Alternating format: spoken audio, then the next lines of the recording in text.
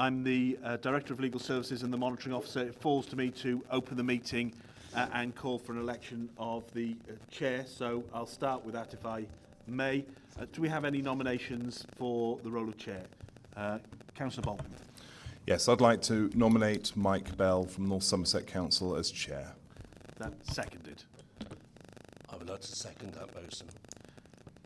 Move second. Any other nominations?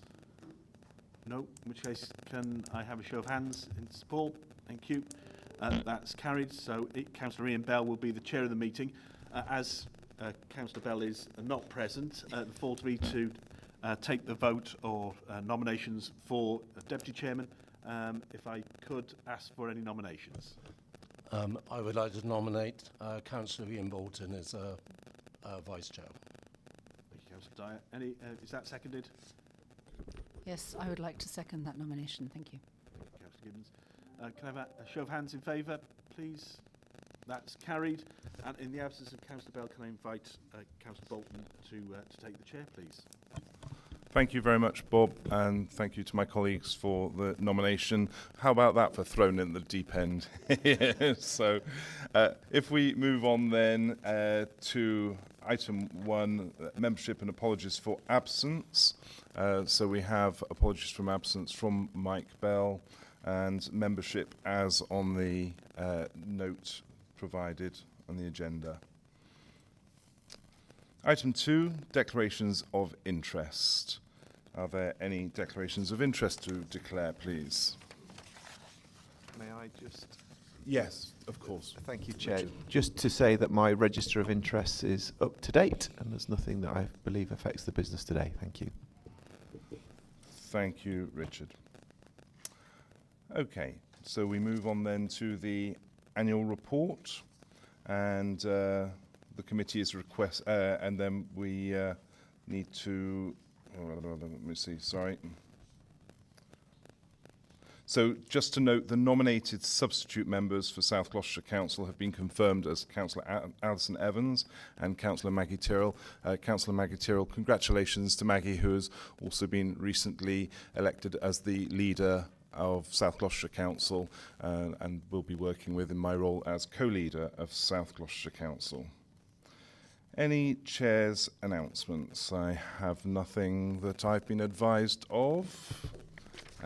In that case, we move on to minutes of the meeting held on the 15th of March. Any comments at all on the minutes of the meeting held on the 15th of March, please? In that case, we're happy to confirm that those are correct and a correct record of the meeting. Everyone happy? Show of hands, please. And then we move on to items from the public. And I have a list here of members of the public who have registered their interest in talking to us. You're all very welcome. And we'll start with Rosa Kell, if Rosa could make herself known, and there's a roving mic on its way to you. Hi, Rosa.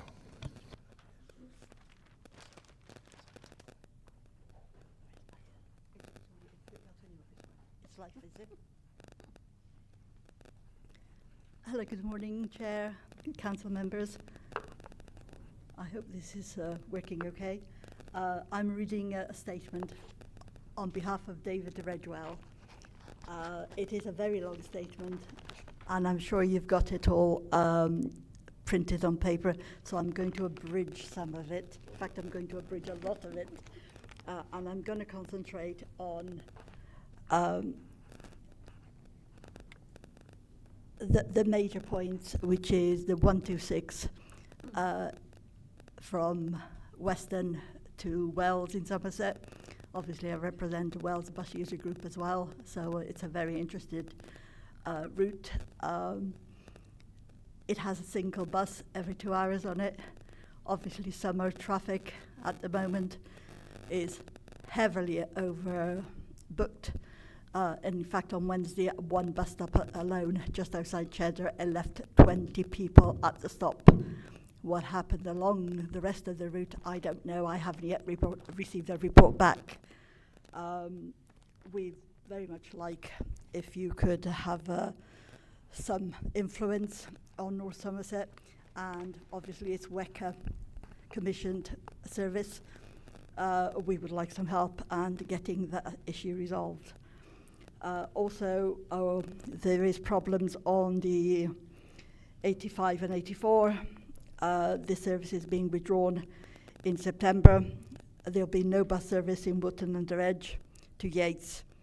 And of course, it's very much required for schools, colleges, and for people work.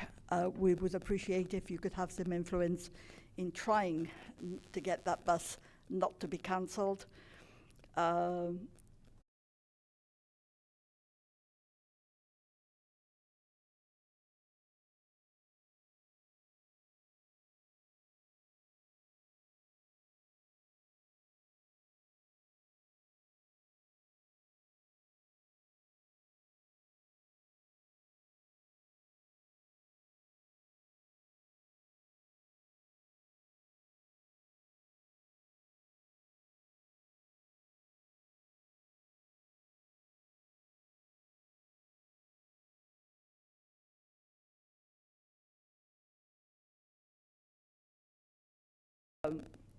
Taking over the routes that Transpora left. I'm sure you all agree it's been a very well supported service. We've still got problems though on the X10 to Southmead Hospital and the Cribs station and Portishead and Clevedon. Would you be pleased to look at that? And Service 60, Thornbury, Fairfield, Charlton, Wootton under Edge, Cams, Dursley, Bus Lane. A replacement for the transport on here there hasn't been confirmed yet. We would appreciate it. The 376 from Bristol down to Yeovil, that's going to be starting in September, has some gaps in it. It obviously needs your influence on Somerset to get to the Yeovil bus station up and running with WCs and other services. And that's where I'm going to stop. Thank you very much. Thank you so much, Rosa. We really do appreciate the comments that come from yourselves and Dave in particular. Do send him our best because we know that he's in hospital. He's a critical friend, but a very much a friend, so thank you. Okay, and then move on to Susan Charles. Could Susan make herself known? Thank you, Susan. Good morning. Last Monday morning, I was told that the bus stops on the A4 between the Globe and Salford over the next 4 weeks, yet again, were planned to be closed at some time with no replacement temporary bus stops being put in place. Why? Corston Turn is a very busy bus stop with approximately 70 buses, 60 passengers per day, people working or visiting, as well as residents in the village for Bath, Bristol and airport bound. There are pulling in places for temporary bus stops, but temporary bus stops were being refused by the bus company, Baines Council and the utilities company working on the A4. We all need to go about our daily routine, school children, work, appointments, etc., as anyone in the hundreds of vehicles that pass through the area daily. But the buses were not allowed to stop. How dare Baines promote bus travel when they put vehicles first and discriminate? Walking to the nearest bus stop, the Globe roundabout, is completely out of the question for far too far for the elderly, those with mobility issues, too narrow pavement for young children, buggies, etc., with overgrown thorny foliage where you have to step out onto the road with the traffic on the A39 travelling rarely below the 40-mile-per-hour speed limit. Then negotiating the crossing of the roundabout where you have to be really nimble as it's an accident waiting to happen. Some weeks ago, 8 bus stops from the Globe to Salford were closed for 1 week for roadworks. No temporary bus stops provided. However, joy, oh joy, spending all this week contacting Baines, bus company, the utilities company carrying out the work, We have temporary bus stops put in place last night. Bus users are very pleased. But what a fight. My thanks to all concerned, including David Ridgell, who also supported us so. Can this committee take this problem forward? Having proved it can be done and make it mandatory across the area concerned, the areas concerned, that any roadworks where vehicles are considered, bus users will be also. Thank you for your time. Thank you so much, Susan, for that, and we'll consider your comments through the course of our work today. Thank you. Next on the list, I have Barbara Lawrence. If Barbara could make herself known. Barbara. Good morning. I'm part of a group campaigning to save the Wootton Under Edge to Yate bus route. Glos and South Glos communities benefit from the interconnectivity, and axing the bus will cause social and economic deprivation. LTAs who gained regional funding through BSIP have the responsibility to collaborate and make an effort to agree a funding solution to ensure that our well-used bus continues beyond August. Failure by WECA to collaborate with South Glos and Glos County Council is wrong, and you will be held accountable if you do not work together as outlined in the National Bus Strategy.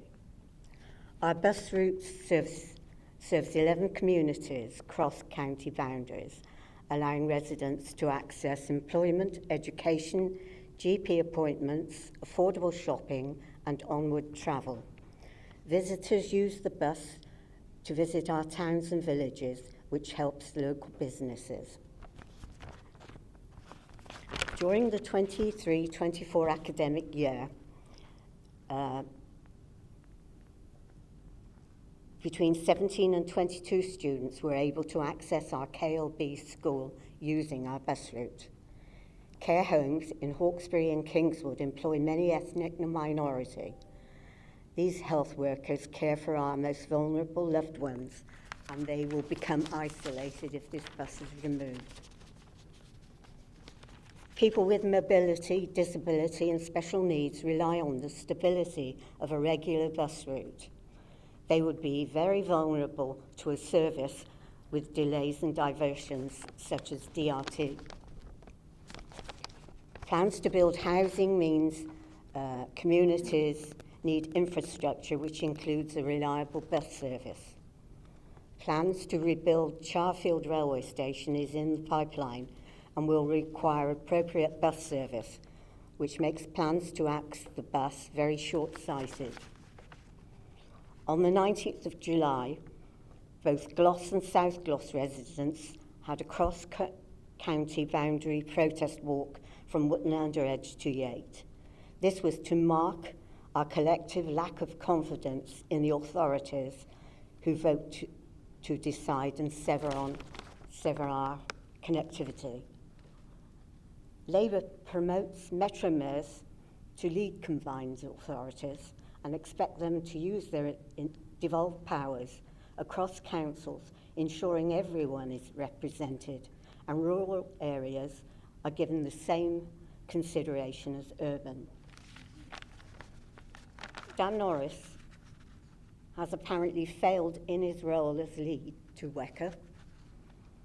Failure to acknowledge that as local transport authority, you have part responsibility for funding this bus. West Local is a temporary fix using various pots of cash, which if combined, would contribute to our bus route. Westlink was introduced to complement bus routes, not to replace them. And the costs per passenger mile are proving unviable and inefficient.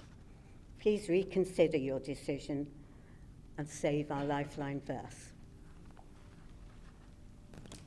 Thank you very much, Barbara. And again, your comments will be considered as we discuss the business of the day. So thank you very much for your time on that. Then the next on my list is Martin Tucker. If Martin could make himself known. Thank you, Martin. Thank you. Thank you very much, Chair. Thank you for agreeing for me to speak. My apologies for not having already sent you in a statement. Unfortunately, I was in Penzance yesterday at 4 o'clock in the afternoon when I was told about this meeting. So I've come from Cornwall specifically to be here to speak because it's very important. Until recently, I've been the Mayor of Wootton Under Edge, been the Mayor for 2 years, Deputy Mayor for 2 years, and a Councillor for 4.5 years. Prior to that, I was the President of the Chamber of Trade, so I've got lots of contacts within local businesses. Barbara very eloquently is able to tell you the issues that affect people within the town. As far as I'm concerned, I look at the overall status. Having been involved with budgets and whatever, I understand that money is tight. The West Link, I think, is a terrible solution. That's been proved across the whole of the country that these bus services only work for a short period of time. They're not a substitute. They're just a gap fill, which is really not what people want. And booking a bus service is extremely difficult and isn't effective for people that need to be in certain places on a regular basis, as in daily to school or daily to work.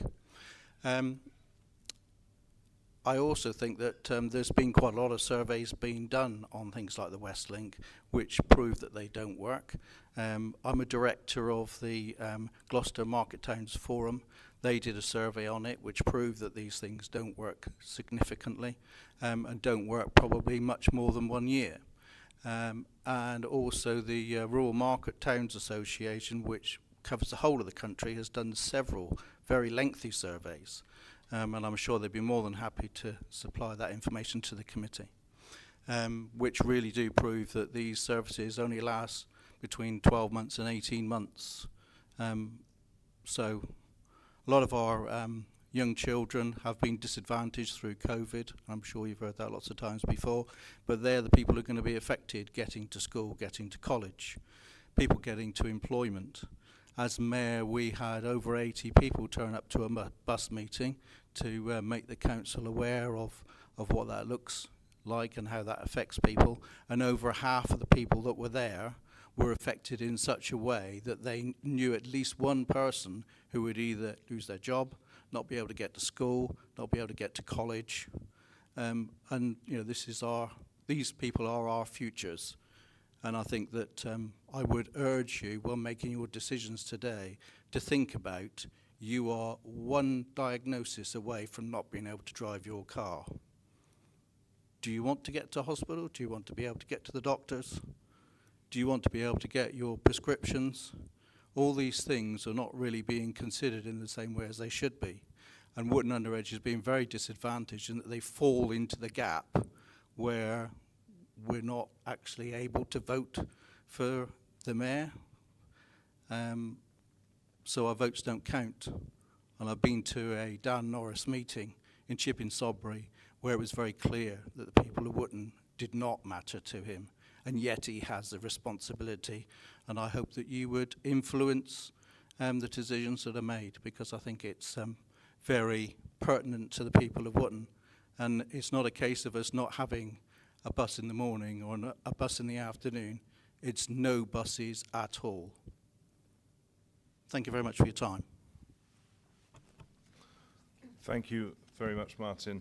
And again, thank you very much to everyone who have submitted a statement today. And all the comments that you've made have been noted, and where they relate to agenda items, they will be taken into account by the committee today. So the next item is item 7, comments from the Chair of the Local Enterprise Partnership Board. I'm pleased to welcome Richard as Chair of the LEP to present the comments. Thank you very much, Chair. I'd like to comment on matters appertaining to the reports in the papers.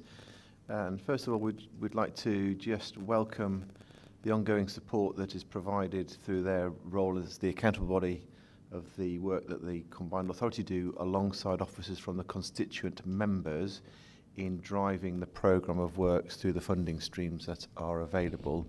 And it is demonstrated over many years that those programmes and activities have really unlocked value for the residents and businesses across the region. And we would like to continue to keep that work focused through this committee for those matters that are relevant to the wider region.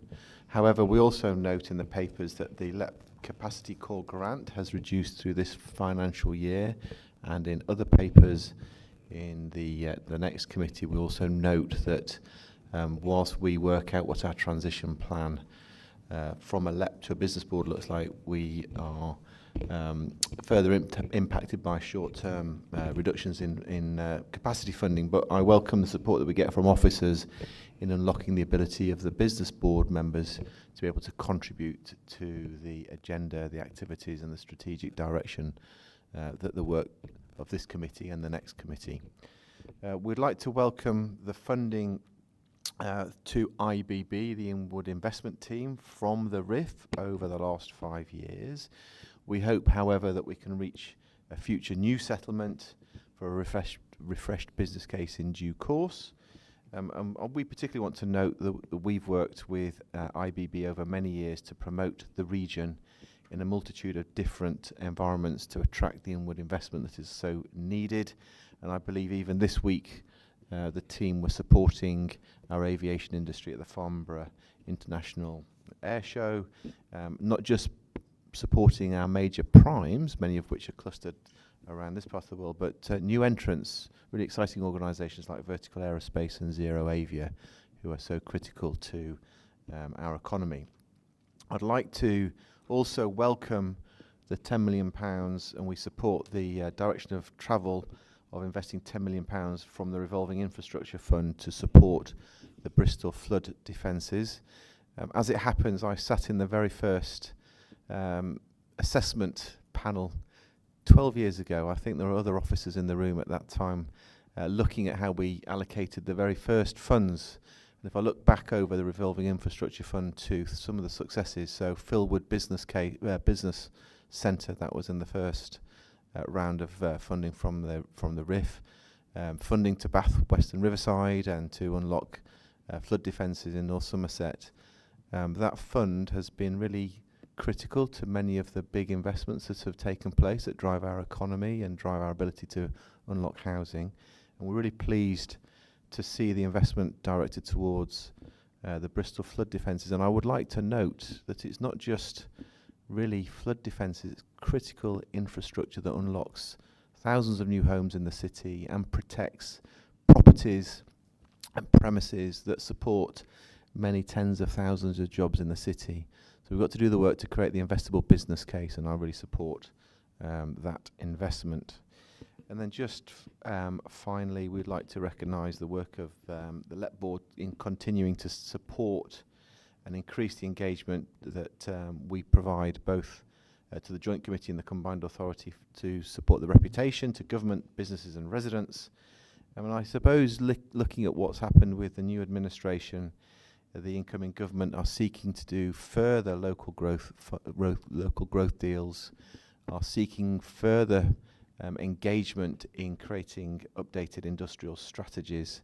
And I think there is an ongoing role for business to play a strong part in unlocking those further settlements, further devolution deals, and we hope in due course, of course, as we've always maintained, that North Somerset are able to become a part of the Mayoral Combined Authority. Thank you.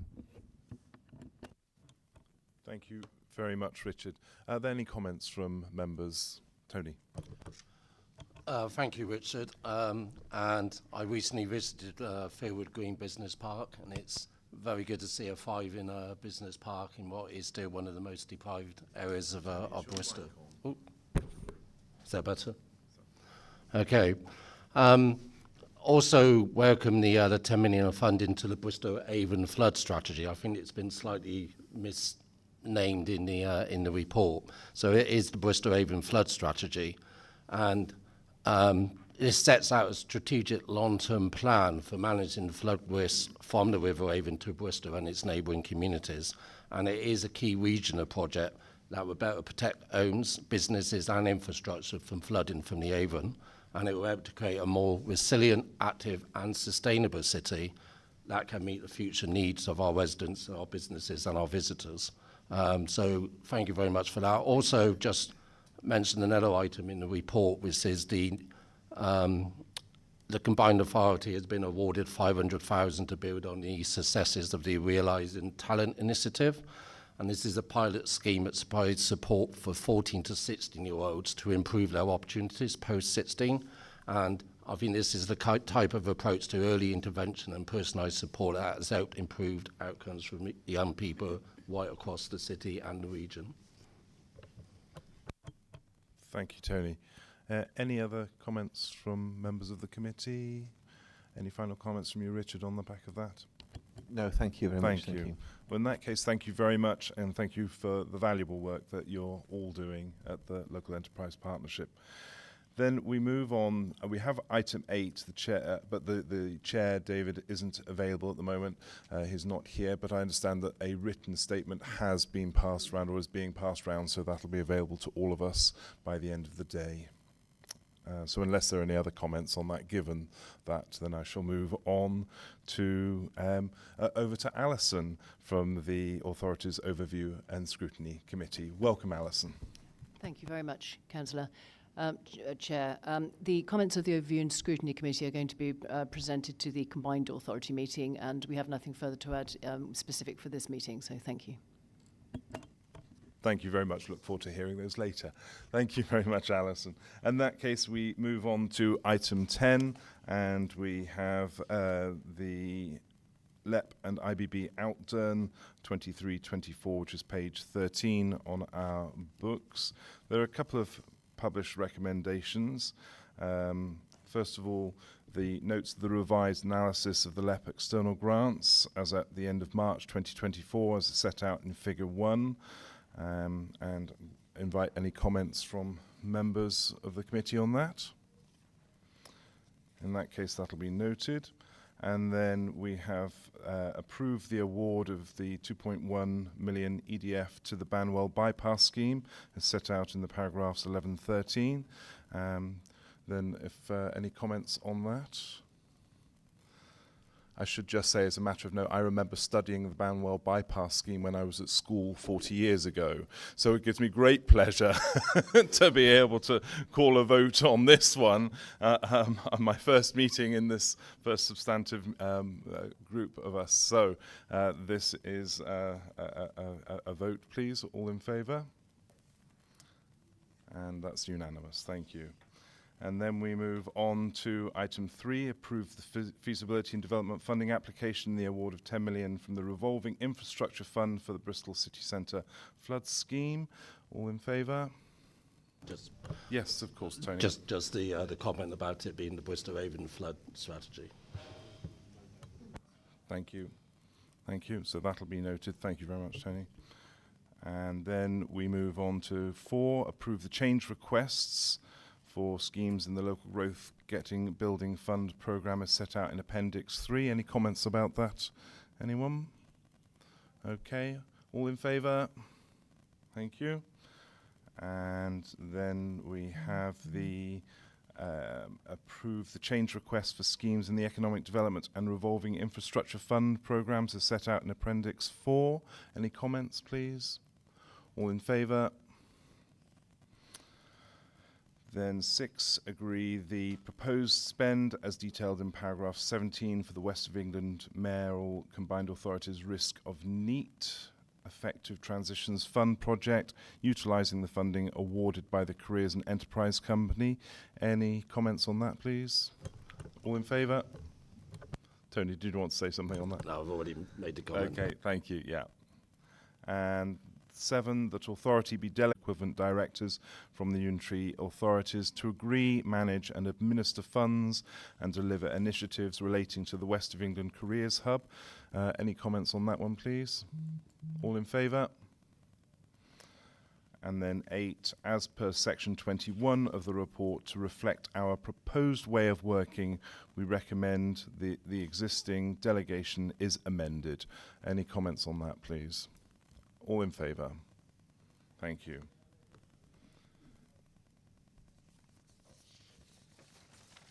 In that case,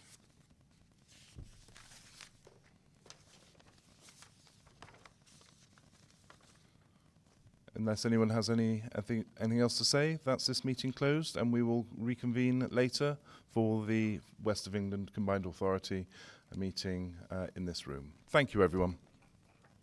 Exceptionally well chaired.